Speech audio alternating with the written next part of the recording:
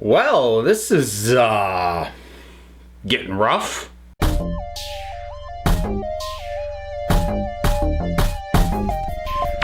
Westworld, episode 7, I believe, of season 2.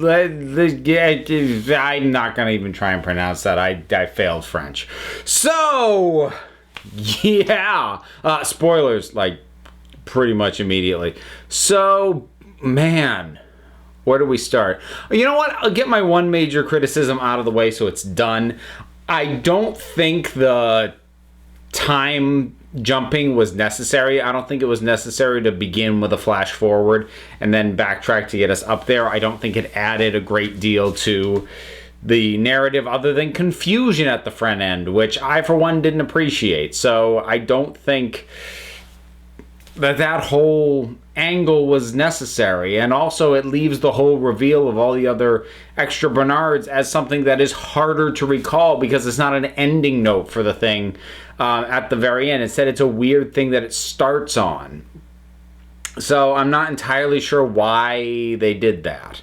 Setting that aside, though, pretty good stuff, and a lot of people taking a lot of damage in this one. So we lose a whole bunch of the sort of military recovery team folks, which is fine. I wasn't particularly attached to them, but a lot of them went down. Maeve is taking a beating. This isn't a criticism yet, but I'm going to be really annoyed if we never see the current mother of Maeve's daughter again. And I might go into more detail on this if this plays out the way I don't want it to play out. What I don't want them to do is have that mother effectively, die or never show up again. And just Maeve just inserts herself in there. Like, I sympathize with Maeve. I love Maeve. She's one of my favorite characters. But as far as this kid is concerned, this other woman is her mother. That is as much her mother as Maeve feels this girl is her daughter. So I have a problem with just discarding that and tossing that aside in a casual way and thinking you can get away with it because it's the character we've seen less of. So I'm not definitively saying they've done that, but I'm nervous that they're going to do that, and if they do, I'll be ticked.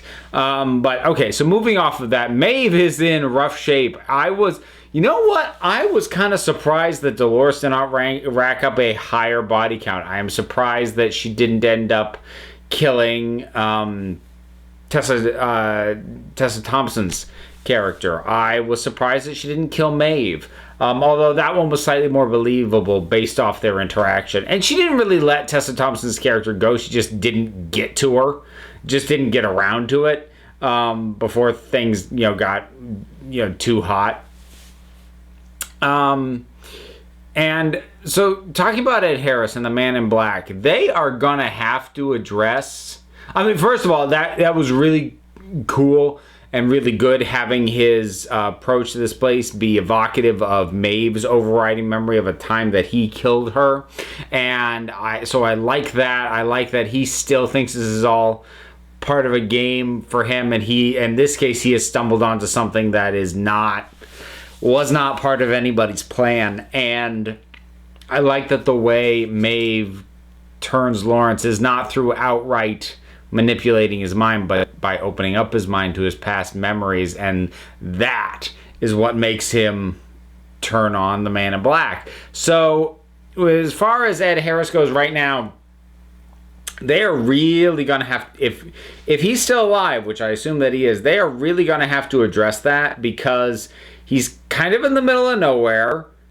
His own medical skills, I feel like we haven't really established that he's great at that. And I mean, I could buy he could do a basic patch job, but at this point he has been shot in both arms, one leg, and that last one looked like a gut shot. Even if we go generous and say that missed every major organ, which is unlikely, but let's go there.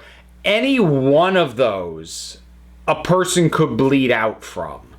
So it's going to take a lot for me not to feel like it's a cop-out when he shows up alive either next episode or the episode after, whenever he shows up still alive. I feel like that's going to need more of an explanation than just he's a stubborn bastard. And yes, he is a stubborn bastard, but that's a lot of getting shot at the same time. But that was a real cool scene. I did enjoy that. It does look like they are building to something with the Ghost Nation, which I am really looking forward to. I've been kind of waiting. You know what this isn't specific to this episode.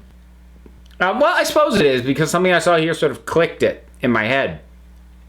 Because when the host is seducing my partner, I just ended up dubbing him Grease Trap, the security military guy with the really greasy hair, and she's like seducing him to get close, and then she pulls the pin.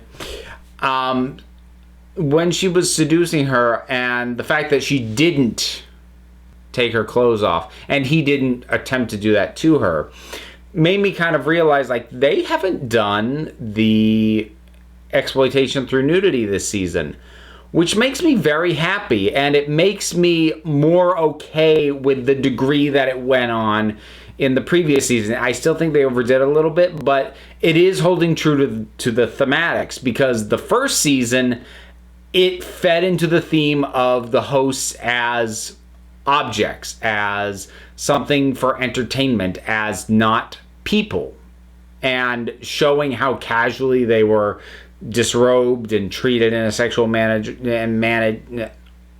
sexual manner, really fed into that theme. And having it basically stop for this season shows that it was being used for thematic purposes and not strictly for titillation. It did serve a purpose, and since that narrative function was already established last season, we don't need to see a whole bunch of naked hosts this time. And I really do appreciate that, because it gives proper weight to the degree to which it was done in the first season. I do still think they did it more than was necessary to make the point, even in that first season, but it was just kind of nice to realize that. Jeffrey Wright is doing really, really great work. This is going to sound like an insult, but he is so good at looking confused. And that's actually surprisingly hard to do convincingly. And he because it's not just a look of confusion, it's a look of like trying to work it out but not being able to put the pieces together.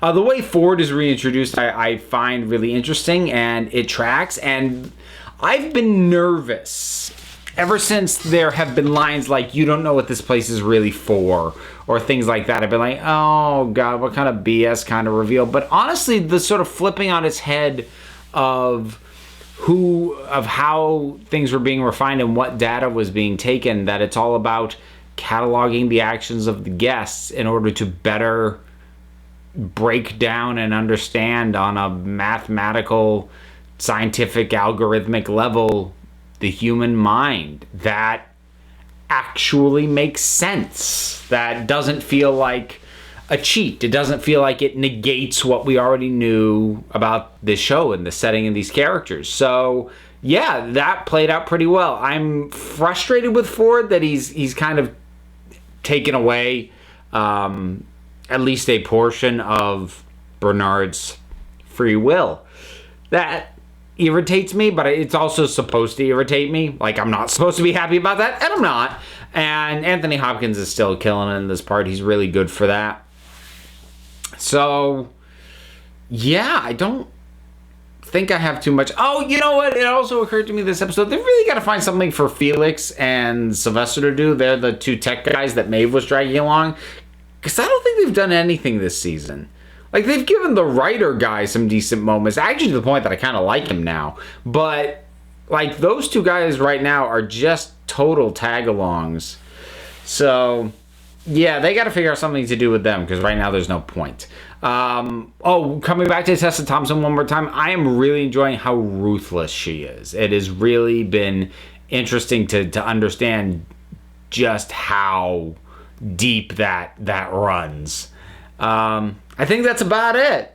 it was good. It left a number of things in places where, like, I could see where things could go wrong. So, like, if we never see that kid's mother again, if Ed Harris just shows up again and is fine, like, there are ways that what I've seen in this episode could go wrong. But this season, honestly, has been really solid. So I'm relatively confident that things won't go wrong. And now that I've said that, I've probably jinxed it. But we'll see in about a week. So, Westworld! What were your thoughts on the latest episode? Whatever they are, drop something down in the comments. Let's talk about it. There's all the stuff to do. There's likes and subscribes, and I've got a Patreon and all sorts of stuff. Special thank you to Joel Johnson, who did the thumbnail and also the new end card that you're about to see in a minute. So, props to him, and I look forward to working with him some more. So that will do it, everybody. Until next time, this council is adjourned.